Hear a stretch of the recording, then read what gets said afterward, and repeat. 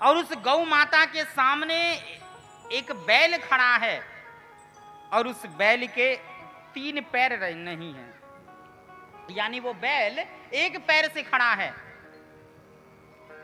और यहां पर मैं और स्पष्ट करके बता दूं, ये पृथ्वी ही गौ का रूप धारण करके खड़ी है और धर्म ही साक्षात बैल बनकर के यहां पर खड़े हैं।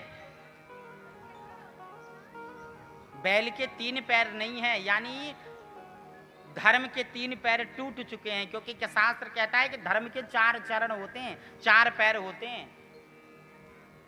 सत्य, दान, दया और पवित्रता। सतयुग में 4 चरण धर्म के, सत्य, दान, दया और पवित्रता। त्रेता में धर्म के 3 पैर बच जाते हैं, सत्य, दान और दया। द्वापर में 2 पैर रह जाते हैं शेष, सत्य और दान। और कलयुग आते आते धर्म का केवल एक ही पैर बचता है और वो है केवल दान। आजकल धर्म का जो भी दर्शन हो रहा है आपको, वो केवल दान के माध्यम से दर्शन हो रहा है। यानी कलयुग में अब भी ऐसे ऐसे दानी हैं जो कि अपने दान के प्रताप से कोई मंदिर बनवा रहे हैं, कोई गौशाला बनवा रहे हैं, कोई धर्मशाला बनवा रहे हैं, यानी धर्म के कार्य में धीरे धीरे अपने धन को लगा रहे हैं। तो यहां पर ये धर्म का जो भी दर्शन हो रहा है, ये सब दान के आधार पर हो रहा है।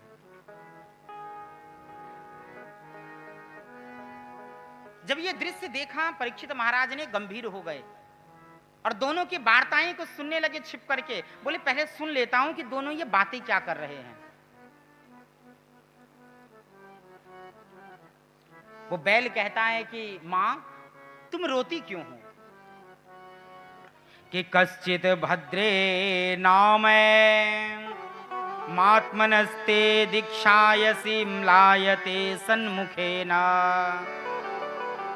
अलक्ष्य भवती मंतराधिदूरे बंधुम सोचसी कंचनाम्ब। मां, तुम्हें किसने कष्ट दिया है? तुम रोती क्यों हो?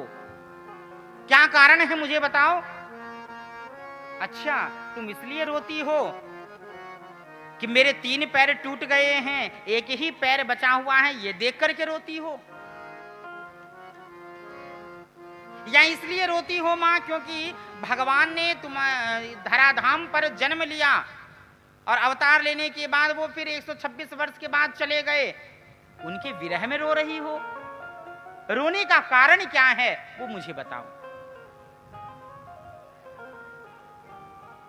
गौ माता कहती है कि प्रभु मेरे ऊपर अवतरित होकर के आए, ये बड़ी खुशी की बात है,